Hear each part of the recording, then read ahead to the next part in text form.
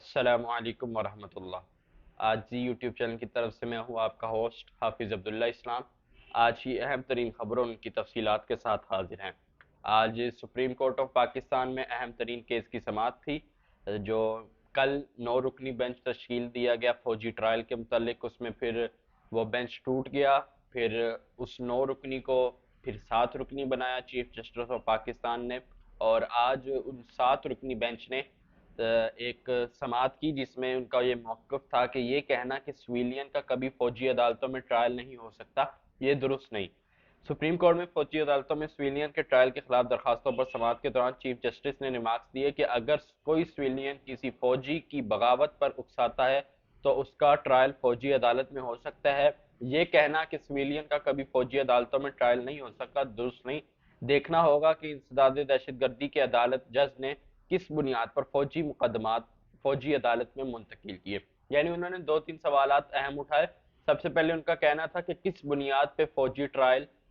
فوج کی عدالتوں میں ہوں گے، پہلے وہ دفعات ہمیں بتائی جائیں۔ پھر یہ کہا جائے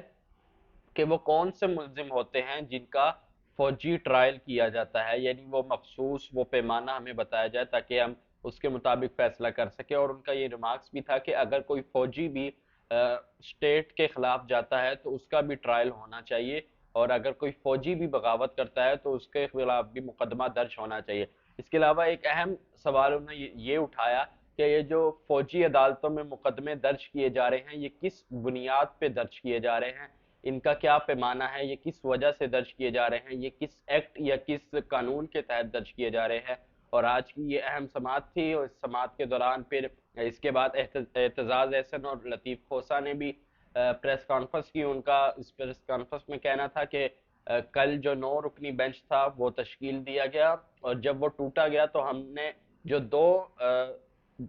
جو ججز الگ ہو رہے تھے اس بینچ سے، اس سے ہم نے درخواست بھی کی تھی کہ آپ اس بینچ میں رہیں کیونکہ 9 رکنی بینچ کا فیصلہ معتبر ہوگا، لیکن انہوں نے معذرت کی اور اب یہ 7 رکنی بینچ تشکیل دیا گیا ہے۔ یاد رکھیے پنجاب کا جو انتخابی معاملہ تھا اس میں بھی یہ بڑے بڑے بینچ بنائے گئے، پھر وہ کبھی 3 رکنی ٹوٹا، کبھی 2 رکنی ٹوٹا، کبھی 4 رکنی ٹوٹا، اور آخر میں یہ بینچ توڑا گیا۔ اس کی تعداد کو لے کر ہی حکومت نے اپنا بیانیہ بنایا تھا۔ تو لہٰذا فی الحال 7 رکنی بینچ کا فوجی ٹرائل کے متعلق کیس کی سماعت جاری ہے، اس میں دیکھتے ہیں کہ آگے کیا فیصلہ ہوگا۔ لیکن آج تک کے جو ریمارکس ہے اس کے مطابق چیف جسٹس کا یہ واضح موقف ہے کہ آپ کس مقدمے یا کس قانون کے تحت فوجی عدالتوں میں ٹرائل کریں گے، اس کی تفصیلات سے آگاہ کیا جائے۔ اس کے علاوہ پاکستان اور چین کو روس سے تعلقات مضبوط بنانے چاہیے، یہ ایک اہم بیانیہ ہے وزیر دفاع خواجہ آصف کی طرف سے، اور اس سے اہم بات یہ ہے کہ یہ اہم موقع پہ سامنے آیا ہے کیونکہ پچھلے دنوں جو وزیر اعظم نریندر مودی ہیں بھارت کے، وہ ملاقات کے لیے گئے تھے جو بائیڈن سے، انہوں نے وہاں پہ ملاقات بھی کی، اور اس کے بعد جو امریکہ نے اعلامیہ جاری کیا اس میں یہ واضح موقف تھا کہ پاکستان ان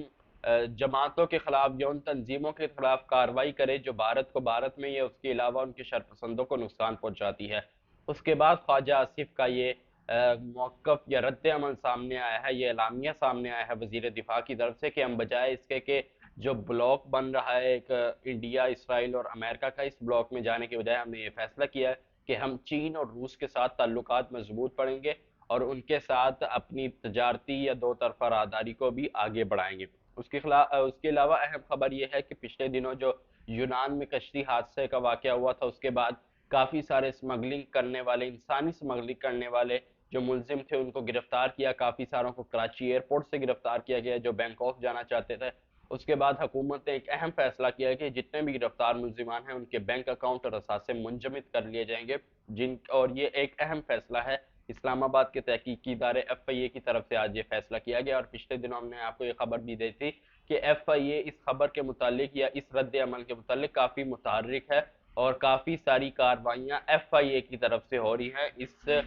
بحث کو لیتے ہوئے۔ تو انسانی اسمگلنگ کو روکنے کے لیے ایف آئی اے اور حکومت اس وقت متحرک ہے، اور کافی سارے ملزمان کو گرفتار بھی کیا گیا، بلکہ جو افراد لیبیا میں کشتی میں ڈوبے تھے ان کے بھی اہم ملزم کو اب سے کچھ دیر پہلے گرفتار کر لیا گیا، اور یہ یونان کے کشتی حادثے کے متعلق بھی تقریباً 50 سے 60 ملزمان کو گرفتار کیا جا چکا ہے۔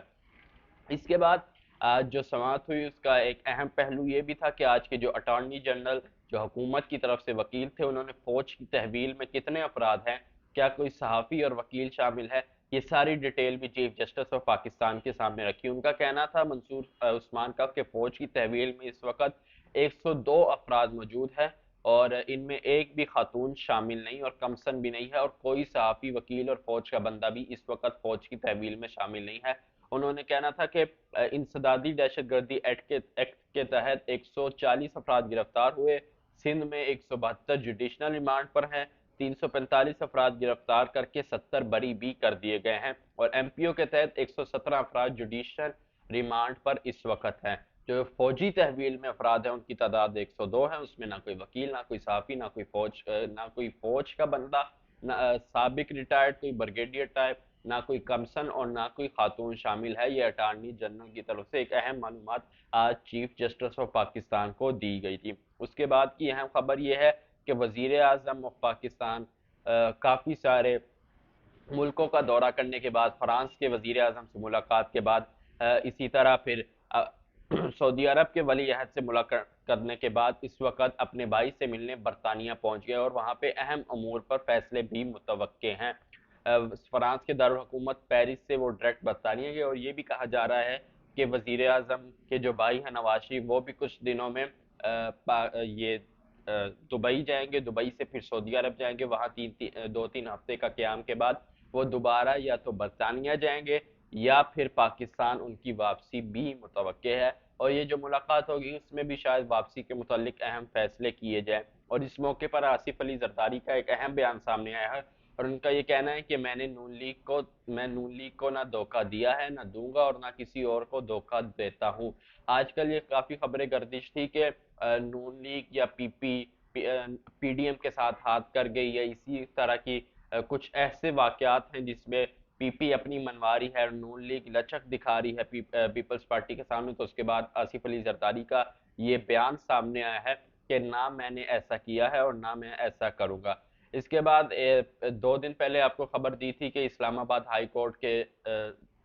ایک جج نے جو سینئر رہنما ہے پی ٹی آئی کے اسد عمر اور شاہ محمود قریشی کی ضمانت کی درخواست خارج کر دی تھی، اور فوری طور پر یہ دونوں رہنما ایک ہی گاڑی میں راہ فرار اختیار کر گئے تھے عدالت میں۔ آج اس کیس کی اہم سماعت تھی، اور اس سماعت میں یہ فیصلہ کیا گیا کہ ان کی ضمانت منظور کر دی گئی ہے اور اسد عمر اور شاہ محمود قریشی کی گرفتاری سے روک دیا گیا ہے۔ اسی طرح کھیل کے